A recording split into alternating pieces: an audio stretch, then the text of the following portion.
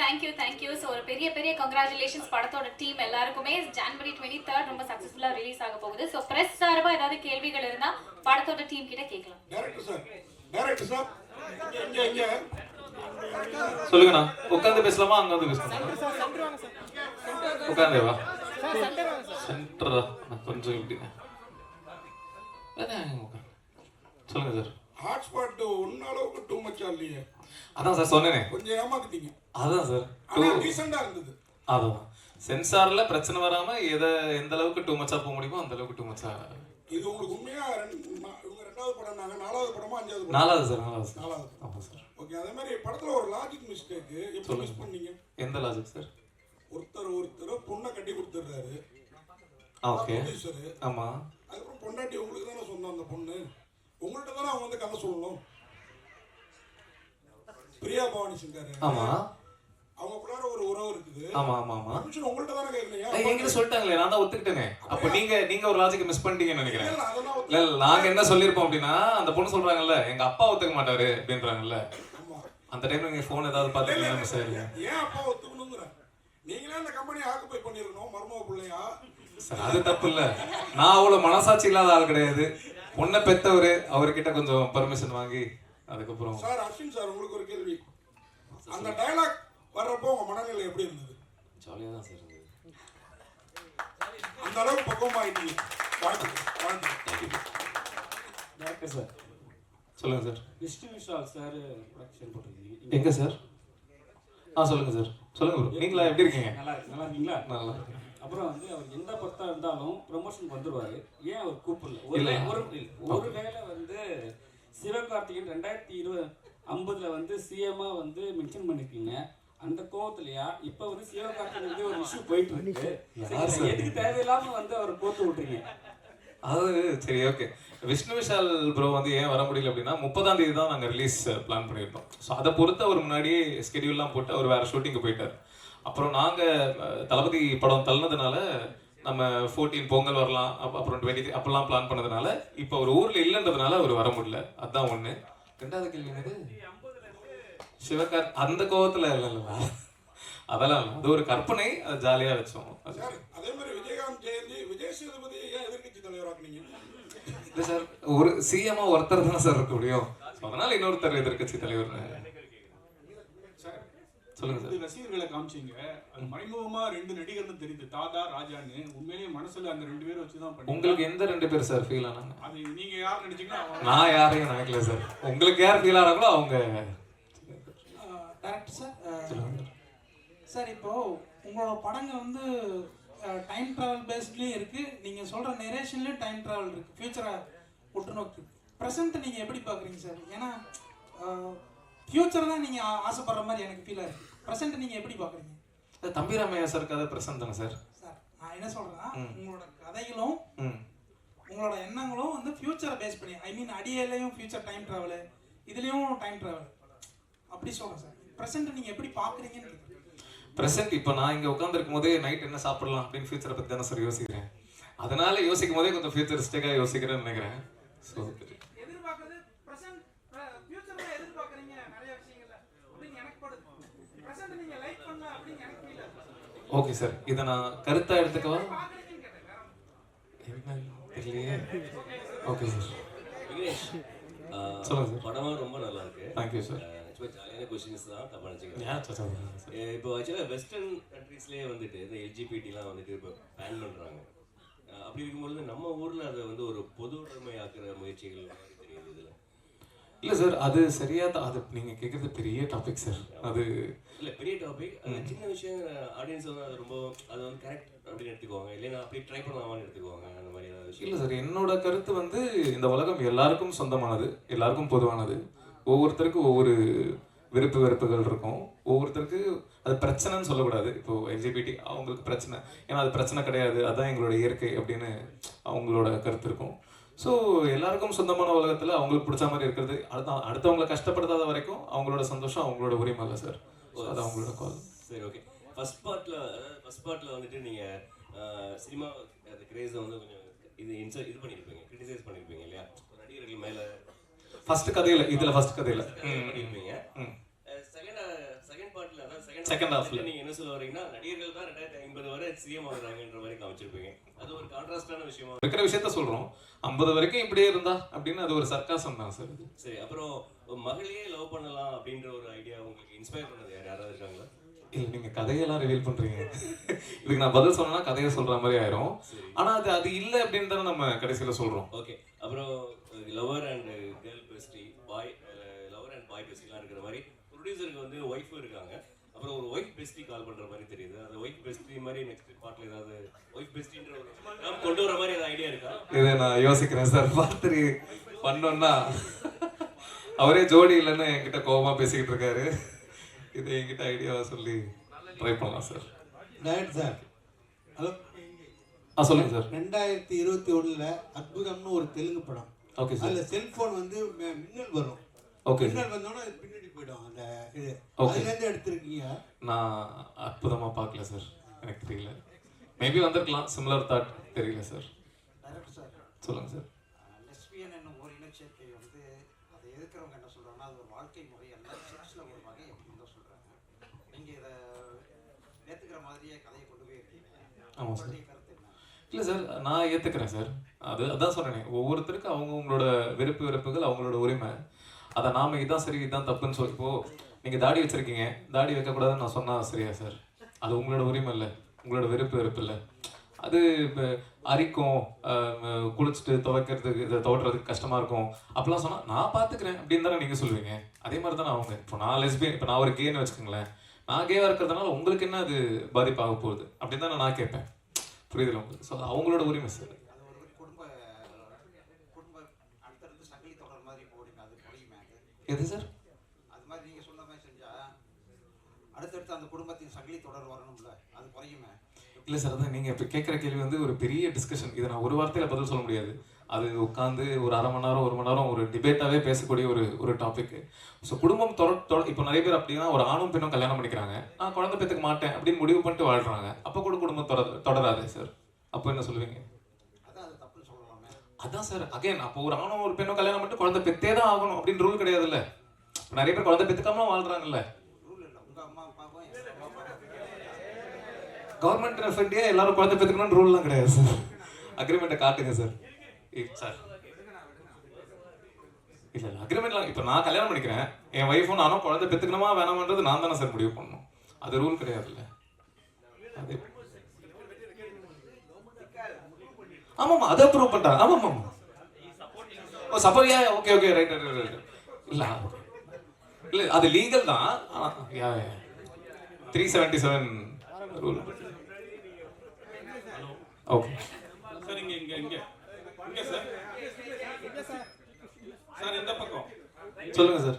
இப்போ சினிமாவில் பார்த்தீங்கன்னா இன்னைக்கு வந்து ஒவ்வொரு படமும் ஓடுறதுங்கிறதே ஒரு மிகப்பெரிய விஷயமா இருந்துட்டு இருக்கு கடந்த சில வருடங்களா. சர்ச்சைக்குரிய கதைகளை எடுத்துக்கிட்டோம் அப்படின்னா அது ஒரு பரபரப்பை கிரியேட் பண்ணும். இப்போ உங்கள் ஹாட்ஸ்பாட் 1க்கு வந்து ட்ரெய்லர் ஒரு பரபரப்பை கிரியேட் பண்ணதால தான் படத்துக்கு ஒரு ரெஸ்பான்ஸ் உங்களுக்கு கிடைச்சிது. அதனாலேயே இந்த படத்துலையும் சர்ச்சைக்குரிய 3 கதைகள் எடுத்துக்கிட்டு பண்ணிக்கலாம். சர்ச்சைக்குரிய கதைகளை பண்ணக்கூடாதுன்னு கிடையாது சார். பண்ணக்கூடாதுன்னு அதனால தான் பண்ணிக்கலாம்னு கேட்குறீங்களா? இது ஒரு ட்ரெண்டாகவும் போயிட்டு இருக்கு. சில யங் டைரக்டர்ஸ் அப்படி பண்ணிட்டு இருக்காங்க. அதே ஃபார்முலா நீங்க ஃபாலோ பண்றீங்களான்னு கேட்குறேன். அதான் சார், இது ஒரு விவாதம் கிரியேட் பண்ணுவோம். இப்போ அப்படியான படங்கள் தான் அதிகமாக வருது. ஆமாம் சார். இப்போ ஹாட்ஸ்பாட் 1 ஒரு ஃப்ளேவரில் இருந்தது. ஸோ இப்போ ஹாட்ஸ்பாட் 2 அப்படின்னு நான் பண்ணும்போது லவ் ஸ்டோரி பண்ண முடியாதுல்ல.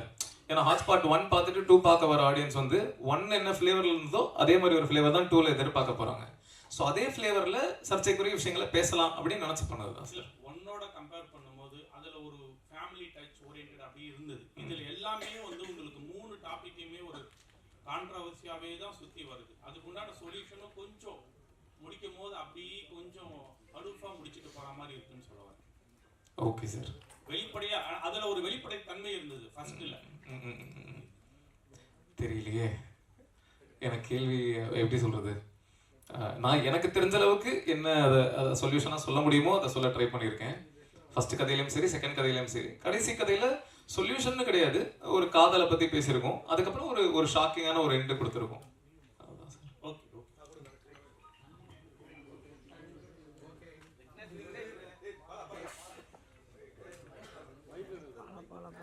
சொல்லுங்க ப்ரோ.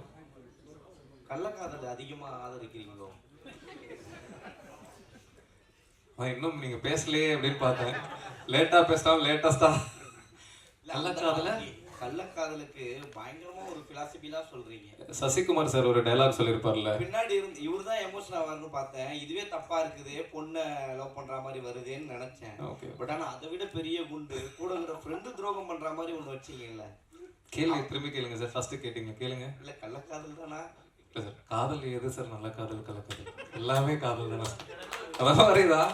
பட் அது சரியா தப்பானது அகைன் அவங்க உங்களோட அதுக்கு கள்ளக்காதல் ஆதரிக்கிறேன் அப்படி எடுத்துக்காதீங்க. இல்ல சார், ஒருத்தருக்கு துரோகம் பண்ணாவே அது கள்ளக்காதல் கணக்கு தானே சார் அது அர்த்தம். அப்புறம் எப்படி சார் அது நல்ல காதல் எல்லாமே சொல்ல முடியும்? அந்த 2 பேருக்கு அது நல்ல காதல் தானே. புருஷனுக்கு தான் அது கள்ளக்காதல், அவங்க 2 பேருக்கு அது நல்ல காதல் தானே. அதே போல இப்போ இருக்க ஜெனரேஷனையும் கொச்சையா தான் சொல்ல வரீங்க. எந்த ஜெனரேஷனு? அந்த பொண்ணு வந்து ஆல்ரெடி பாய் ஃப்ரெண்ட் செக்ஸ் வச்சுக்கலாமா பொண்ணு பார்க்க வரும்போது கேக்குது. எந்த பொண்ணு? அந்த பொண்ணு ஏன் கேக்குது? அந்த வந்தவர் என்ன சொல்றாரு? பொண்ணுங்களுக்கெல்லாம் முடிவளக்க தான் தெரியும், முடிவெடுக்க எங்க தெரியும் அப்படின்னு கேக்குறாரு. என் பையன் நான் சொல்றதை தட்ட மாட்டான், உன் பொண்ணுகிட்ட என்ன கேட்டுக்கிட்டு நீ கல்யாணம் பண்ணி அப்படின்னு சொல்றாரு. அவரு மேல இருக்கிற கோவத்துல அந்த பொண்ணு அப்படி பேசுறா. அது எப்படி சார்? நீங்க அதுக்கு எக்ஸ்ட்ரா டயலாக் கொடுத்தீங்களோ அப்படின்னு லவ் ஸ்டோரின்னு ஒன்று வந்ததுல, அதுல இப்போ லேட்டஸ்டா வரும்போது அதுல பாட்டி சொல்லுவாங்க, பாட்டி போய் நீ இது பண்ணு அப்படின்னு சொல்லுவாங்க. ஸோ இதுல வந்து இந்த பொண்ணு டைரக்டா அப்பா உக்காந்துட்டு இருக்கும் போதே கேட்குது, இவ்வளவு தெரியுமா நம்ம தமிழ்நாட்டு பொண்ணுங்களை அப்படி கேட்க முடியுமா, கேட்கறாங்களா அப்படின்ற மாதிரி தோணுது. கரெக்ட். இவங்க கேட்டதுக்கு தானே தம்பிராம சார் வந்து கிளைமேக்ஸ்ல பதிலடி கொடுக்குறாரு. இதுதான் கிளைமேக்ஸ் அப்படின்னு முடிச்சிருந்தேன்னா நீங்க சொல்றது கரெக்ட். அதுக்கப்புறம் சார் வந்து பேசுறாருல்ல, நீ சொன்னது தப்பு அப்படின்ட்டு அவர் ஏன் பேசுறாருன்னா, சில பேருக்கு சில விஷயத்த சொல்ற விதத்துல சொன்னாதான் புரியும், அதுவே நீ தானமா சொன்ன அப்படின்ற மாதிரி சொல்றாருல்ல.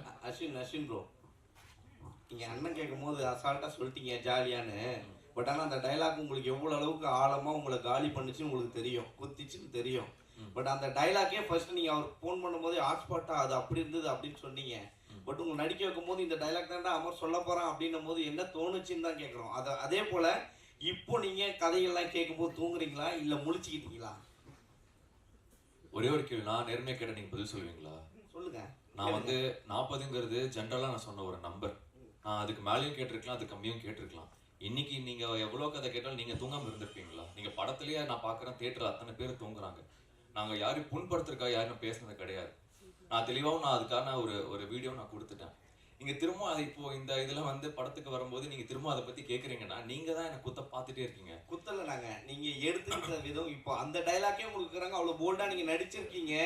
இப்போ நீங்க முழிச்சுக்கிட்டீங்களா? இப்போ நடிக்கிறதுக்கான முன்னேற்றம் வந்துட்டு இருக்கீங்களா? சார் நான் உண்மையே நான் வந்து நான் ஒரு ப்ராப்பர் ஆக்டர்னு சொல்ல மாட்டேன், நான் கத்துக்கிட்டு தான் இருக்கேன். இன்னைக்கு நான் விக்னேஷ் கார்த்திகிட்ட அவர்கிட்ட நான் நிறைய கத்துக்கிட்டேன். நான் ஒர்க் பண்ற ஒவ்வொரு டைரக்டர்கிட்டயும் நான் கத்துக்கிட்டு தான் இருக்கேன். அது ஒரு endless process. Okay, better actor. Cool. Vignesh, உங்களுக்கு விக்னேஷ் ஃபர்ஸ்ட் ஸ்டோரியில வந்து 2 பெரிய நாயகங்கள் இறந்த உடனே அதான் அவங்க ரசிகர் இறந்துடுறாங்க. அதுக்கு வந்து அவங்க என்ன சொல்றாங்க, கதையே சொல்லாதீங்க சாரி, அந்த அந்த அந்த இடத்துல வந்து அவங்க ஃபேமிலியை வந்து தத்தெடுக்க சொல்றீங்க. எனக்கு வந்து இப்போ வந்து நீங்க பெரிய லெவல்ல வளர்ந்துட்டீங்க, சரிங்களா? நீங்க பெரிய ஹீரோ ஆயிட்டீங்க. ஹீரோ ஆயிட்டு உங்க சைட்ல இருந்து ஏதோ ஒரு தவறு நடந்து அது மாதிரி ஆயிடுச்சு. உங்க சைட்ல இருந்து நீங்க அந்த ஃபேமிலியை தத்தெடுப்பீங்களா? நானா? இல்ல, அகைன் இதுக்கு பதில் சொன்னா கதை ரிலேட்டடா பதில் சொல்ற மாதிரி இருக்கும். ஸோ இப்போ சார் அது என்ன டிண்டர் எக்ஸ் சாலிகிராமம் ஒரு டயலாக் வருது. Tinder pump sorry, Instagram Saligram, அது ரைமிங் சார். இன்ஸ்டாகிராம் சாலிகிராம் இல்ல, சாலிகிராமம் நிறைய தம் அடிக்கிற பொண்ணுங்களை பாக்குறோம், அதை வச்சுதான் எழுதுறீங்களா சார்? இன்னும் எங்காவே இருக்கீங்கன்னு புரியுது. தம் அடிக்கிற பொண்ணுங்களா கல்லப்படுறாங்க பாத்தீங்களா? ஆனா அஸ்வின் பத்தி கண்டிப்பா நான் இந்த படம் பண்றதுக்கு முன்னாடியே வந்து நிறைய பேர் வந்து இவரை பத்தி பண்ணுமா அப்படிலாம் சொன்னாங்க. ஆக்சுவலி நிறைய பேர் அதான் லென்த்தா போயிடும். நான் சக்சஸ் மீட்னு ஒன்று நடந்ததுன்னா அதில் லென்த்தா சொல்றேன். நீங்க நினைக்கிற மாதிரி அவர் கிடையாது, ஒரு டோட்டலா வேற மாதிரி உண்மையாவே. நீங்க தானு சாருக்கு வந்து நன்றி சொல்றீங்க, வெறி வந்து ரிலீஸ் ஆகல அப்படின்னு. அது ஓகே, தியேட்டர் கிடைக்கல. ஆனா மங்காத்தான்னு ஒரு படம் வருது, அதை ஏதாவது ஃபீல் பண்ணீங்களா? மங்காத்தாவும் வராம இருந்தா நல்லா தான் இருந்திருக்கும். பட் ஆனா மங்காத்தா வந்து முன்னாடியே டேட் போட்டாங்க. ஸோ அதனால நாங்க கேட்க முடியாது. நாங்க வரலாம்னு நினைக்கும் போது தான் தெரிய டேட் போட்டாங்கிறதுனால அவங்க கிட்ட கேட்டோம் சார். அடுத்த படத்துல 2 ரசிகர்களையும் திட்ட மாட்டீங்க, அவரை மட்டும் திட்டுவீங்கன்னு நினைக்கிறேன். நாங்க எந்த ரசிகர்களை திட்டோம்னு நீங்க நினைக்கிறீங்கன்னு தெரியல. நாங்க யாரையும் சும்மா கற்பனையா நினைச்சு திட்டணும் சார். ஒரே நிமிஷம். ஆக்சுவலாக மங்காத்தா தேரி ரெண்டும் வந்தால் நல்லா இருக்கும்னு நான் ஃபீல் பண்ணேன். அது உங்களுக்கு புரிஞ்சிருக்குன்னு நினைக்கிறேன். இல்லை இல்லை இல்லை அவரு சும்மா கற்பனையாக பேசுறாரு, அதை கட்டுக்காரங்க.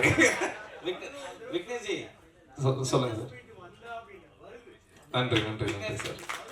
நன்றி நன்றி விக்னேஷ்ஜி சொல்லுங்க சொல்லுங்க. சொன்னீங்க அவர்கிட்ட 2 ஹீரோ, நீங்க எந்த ஹீரோன்னு யோசிச்சுன்னு சொன்னீங்க. ஆமா.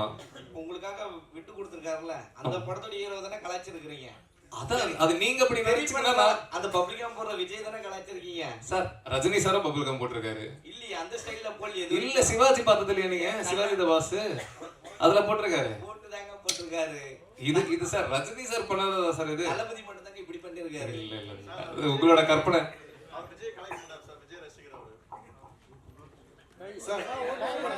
சொல்லுங்க சார். நடிகர்கள் வந்து தலைவர்களா மாறிட்டு இருக்காங்க, ரசிகர்கள்லாம் தொண்டர்களா மாறிட்டு இருக்காங்க. இந்த காலகட்டத்துல இந்த படம் வந்து இப்ப அரசியல் ஏதாச்சும் தாக்கத்தை ஏற்படுத்தும் நினைக்கிறீங்களா? அது படம் ரிலீஸ்க்கு அப்புறம் தான் தெரியும். தெரியலையே தாக்கத்தை ஏற்படுத்துமா படுத்தாதான்றது எனக்கு தெரியாது.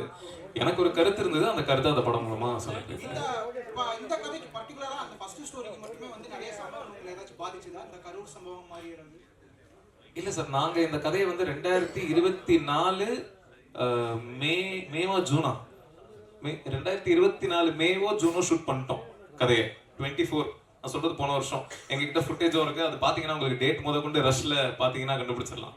ஸோ அதுக்கும் இதுக்கும் சம்மந்தமே இல்லை. எனக்கு கதை எழுதுனது வந்து 2021 எப்பயோ எழுதி ரெஜிஸ்டர்லாம் பண்ணியாச்சு. ஸோ அதனால அதுக்கும் இதுக்கும் இன்னொன்று வந்து லெஸ்பியன் ரிலேஷன்ஷிப் வந்து பார்த்தீங்கன்னா செக்ஷுவலாக தான் ஸ்டார்ட் ஆகுது அப்படிங்கிற மாதிரி சொல்லியிருப்பீங்க. ஃபர்ஸ்ட் உங்க ஒய்ஃப் வந்து பார்த்தீங்கன்னா ஃபிசிக்கல் ரிலேஷன்ஷிப் ஸ்டார்ட் பண்ணுறப்ப தான் வந்து பார்த்தீங்கன்னா ஸோ லெஸ்பியன் வந்து வெறும் செக்ஸை மட்டும் தான் டிமாண்ட் பண்ணுறாங்க. அவ்வளோ டீட்டெயில்டெல்லாம் சொல்லவே இல்லையே சார். அந்த இடத்துல எனக்கு ஒரு 5-10 நிமிஷம் தான் இருந்தது. அதுக்குள்ள அதை எப்படி சொல்ல முடியுமோ அப்படி சொல்ல ட்ரை பண்ணேன்.